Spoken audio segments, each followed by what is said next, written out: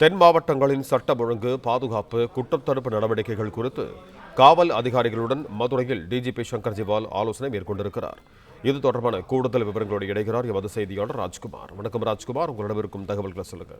வணக்கம். தென் மாவட்டங்களில் நிலவும் சட்ட ஒழுங்கு நடவடிக்கை குறித்து தமிழக டிஜிபி அவர்கள் தற்பொழுது மதுரை காவல் ஆணையர் அலுவலகத்தில் தற்பொழுது உயர் அதிகாரிகளோட ஆலோசனை கூட்டம் நடத்தி வருகிறார். முதற்கட்டமாக மதுரை மாநகர், மதுரை மாவட்ட காவல்துறை, விருதுநகர் மாவட்ட காவல்துறை அதிகாரிகளோட ஆலோசனையும் நடத்தி வருகிறார்.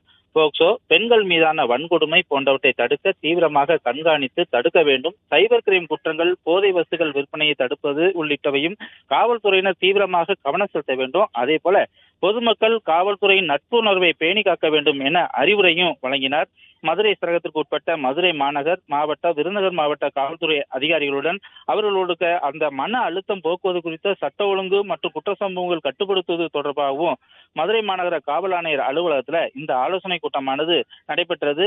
இதுல அவர் பல்வேறு அறிவுரைகளும் வழங்கினார். இந்த கூட்டத்துல தென்மண்டல ஐஜி பிரேமானந்த் சின்ஹா, மதுரை மாநகர் காவல் ஆணையர் லோகநாதன், மதுரை எஸ்பி அதாவது மதுரை மாவட்ட எஸ்பி உள்ளிட்டோரும், விருதுநகர் எஸ்பி கண்ணன் மற்றும் காவல் அதிகாரி துணை ஆணையர் உள்ளிட்டவர்களும் கலந்து கொண்டனர். இந்த கூட்டத்தில் போது காவல்துறையினுடைய பணியின் போது மன அழுத்தமின்றி பணியாற்றுவதை உறுதி செய்ய வேண்டும் என்பது குறித்தும், அதே போல பெண்களுக்கு எதிரான வன்கொடுமை போன்ற மனுக்கள் மீது உடனுக்குடன் நடவடிக்கை எடுக்க வேண்டும் என உள்ளிட்ட பல்வேறு ஆலோசனைகளை வழங்கி வருகிறது.